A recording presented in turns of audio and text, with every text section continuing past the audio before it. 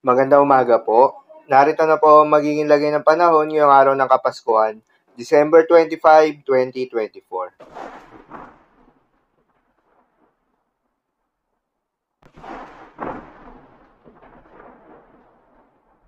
Sa kasalukuyan na tayo sa pag-asa, shear line o yung salubungan ng malamig na hangin at mainit na hangin ang patuloy na nakakaapekto sa may Southern Luzon at Eastern Visayas. Dahil dito, asahan yung maulap na kalangitan na may kalat-kalat na mga pagulan at isolated thunderstorms. Northeast monsoon naman o hanging amihan ang nakakaapekto sa nalalabing bahagi ng Luzon dahil dito asahan naman yung maulap na kalangitan na may kasamang mga pagulan. Habang easterlies naman o yung mainit na hangin galing sa silangan ang nakakaapekto sa nalalabing bahagi ng ating bansa dahil dito asahan naman yung generally fair weather condition maliban lamang sa mga panandaliang buhos ng ulan tuwing hapon o gabi. Magandang balita naman dahil ayon sa pag-asa ay wala tayong binabantayan na low pressure area o bagyo sa loob o malapit sa Philippine Area of Responsibility na maring makaapekto sa ating bansa hanggang sa susunod na 3 araw.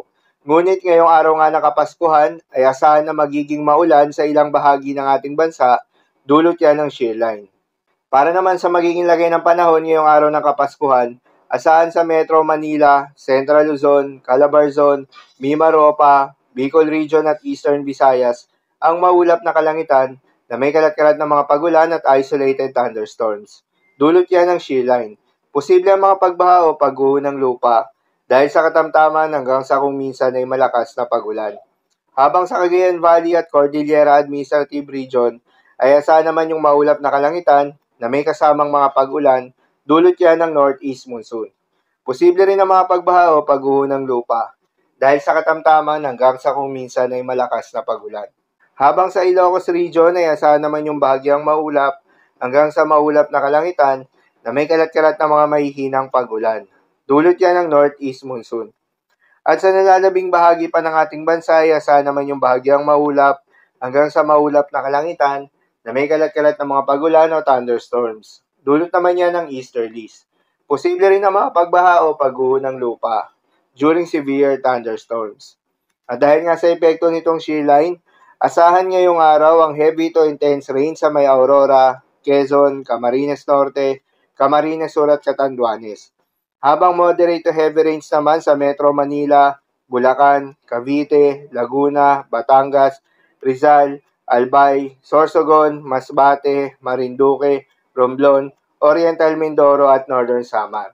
Sa mga apektadong lugar, ingat po sa mga posibleng banta ng pagbaha at pagguho ng lupa, lalong-lalo na sa mga lugar na inuulan na noong manakarang araw pa. Para naman sa magiging lagay ng mga dagat baybayin, ayon sa pag-asa ay may nakataas pa rin tayo na gale warning sa mga seaboards ng Batanes, Cagayan, kabilang na ang Babuyan Islands, Isabela, northern and western coast ng Ilocos Norte, Aurora, northern Quezon, kabilang na ang northern and eastern coast ng Polillo Islands, Camarines Norte, at northern and eastern coast ng Catanduanes. Payo ng pag-asa ay huwag munang pumalaot yung mga kababayan nating mangingisda at yung may mga maliliit na sasakyang pandagat sa mga nasabing seaboards dahil inaasahan pa rin yung maalon hanggang sa napakaalon na karagatan. So, yun lamang po para sa lagay ng panahon ngayong araw ng Kapaskuhan. Keep safe, everyone.